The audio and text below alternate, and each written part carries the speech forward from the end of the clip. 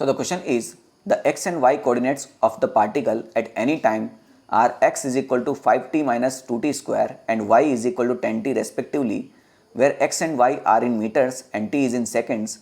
The acceleration of the particle at a t is equal to 2 second is. तो 2 second पे आपको particle निकालना है. x और y यहाँ पर डिस्प्लेसमेंट को शो कर रहे हैं.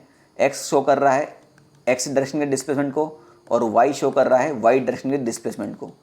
अब डिस्प्लेसमेंट मेरा टाइम की टर्म में है तो सिंपल सी बात है बेटा, इसको अगर मैं t के रेस्पेक्ट में डिफरेंशिएट करूँगा डबल बार तो मुझे एक्सेलरेशन मिलेगा, क्योंकि डिस्प्लेसमेंट का सिंगल डिफरेंशिएशन वेलोसिटी देता है और फिर वेलोसिटी का एक और बार डिफरेंशिएशन एक्सेलरेशन देता है.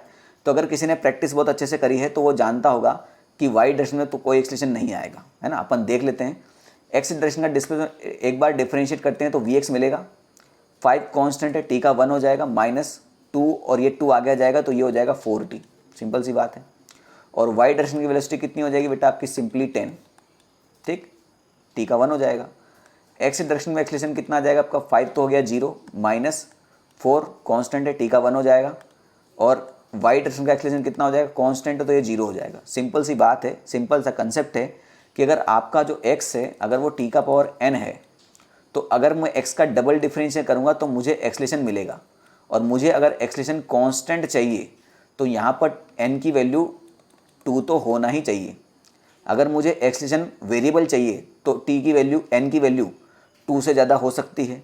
और एक्सेलरेशन 0 चाहिए तो t की वैल्यू n की वैल्यू 2 से कम हो सकती है. सिंपल सी बात ये. तो मिनिमम टी के जो पावर की रिक्वायरमेंट है वो 2 तो है ही सही, तभी जाके आपका एक्सेलरेशन कांस्टेंट आएगा. और ऑप्शन में सारे नंबर थे तो आपका y का डिफरेंशिएशन तो आपको करना ही नहीं था. आंसर कितना है आपका, -4. तो -4 meter per second square option number B में है. ठीक है.